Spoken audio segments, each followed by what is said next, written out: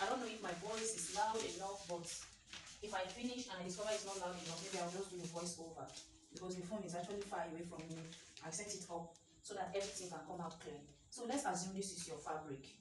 This is your fabric. So from this top to this place is where you is from your shoulder to the hem of your buba, which is your buba length. So you now cut it out from here straight.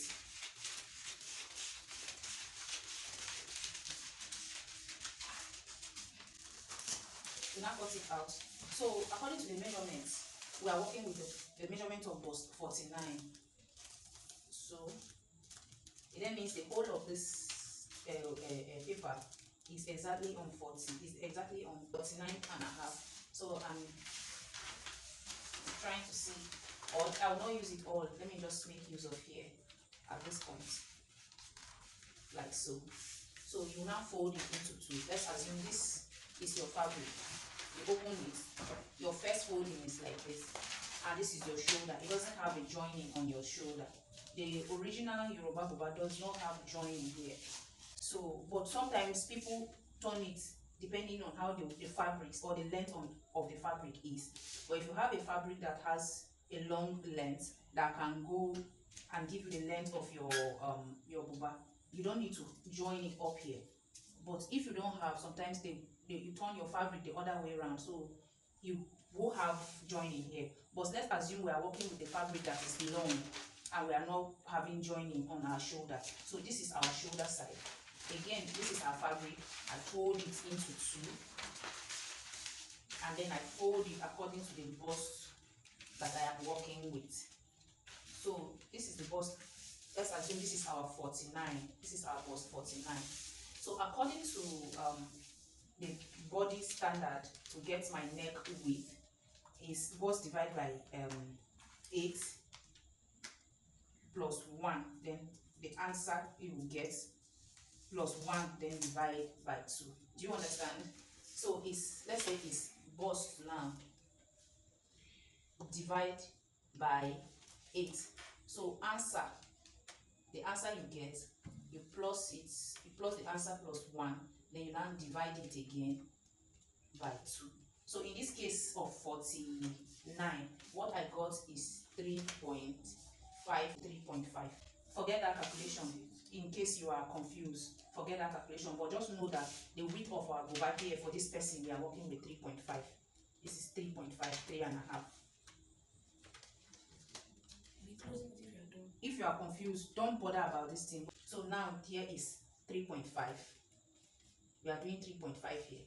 Then the neck depth for a bust 49, we can actually work with a neck depth of 4.5. So that by the time you finish sewing, it can be 4, it can be 5. It's not too big because she's busty. And the fabric is not stretchy, it's durable, so like so.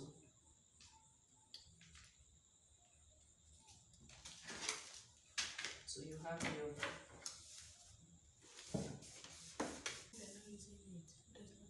okay.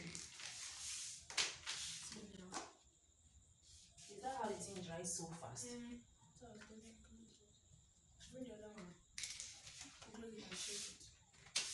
So now cover up my neck.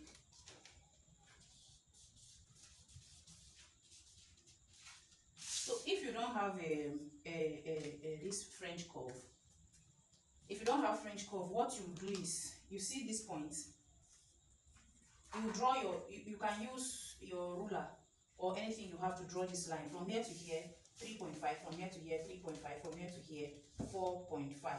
So this 4.5 now, if you don't have a ruler that will help you curve this thing, just come up from this your angle, this your triangle shape, come out by 1.5. You understand? Come out by 1.5. Then you will now join this line, come and meet it. Join this place, come and meet it. Is 1.5. Do you see that? Do you understand? If you don't have this curve, so that you just put it like this, place it like this, and draw out your distance. See why I say 4.5 will not be too, because even that 4.5 is here that is very deep. This side are not deep.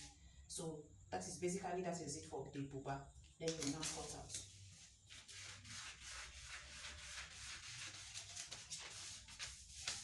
now cut out your neck.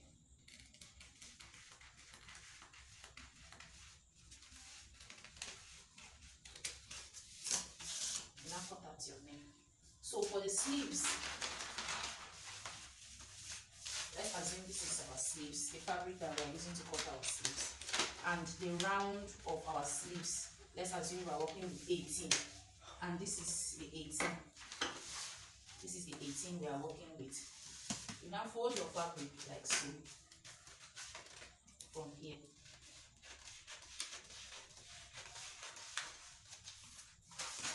And so this is the sleeves. So you will now attach your sleeves here. So from here to here, you start your measurements. So from your buba, for your buba sleeves, where you start your measurement is from here. Let's assume this is your spinal bone at the back, your backbone. So you start your measurement here. So the sleeves is 20. So you from here down to where your 20 is, adding your folding allowance. So you now stop at the 20. You now cut out your armhole. There's no shaving of armhole from buba. So this is what it will look like. So for sewing, there is a very important point when it comes to sewing buba, that most people, you will carry their buba and you will see under this armhole here, under the armhole here, you will see that it doesn't come out straight. It doesn't come out straight, it will be squeezed. How you join your buba at this point is, when you sew here, you open your buba like this. So this is basically, this is it. This is how your buba will be like. So you now mark this center point like this. You still mark the center point of this one. I've marked that already. So you now open your buba like so. This is what your buba will be like. You now open it like so. So you start joining it here on a straight line. You join it like so. Using half an inch to sew from this point to this point. Please help me with office pin. Okay, so let's assume this is where you are sewing it.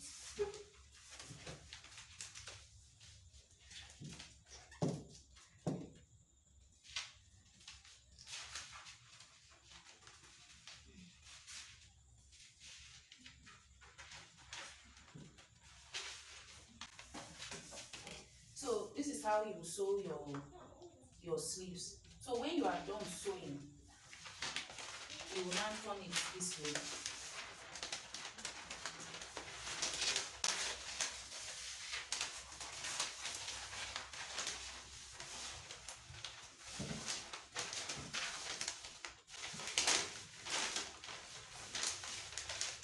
My emphasis why I'm doing this is because of the down at this point here, at the point where your sleeves are joining to the bodies under the armhole. What you do is, when you join it here,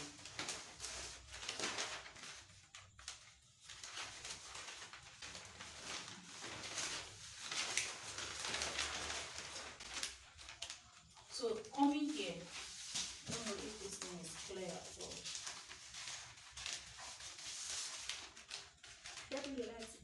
No.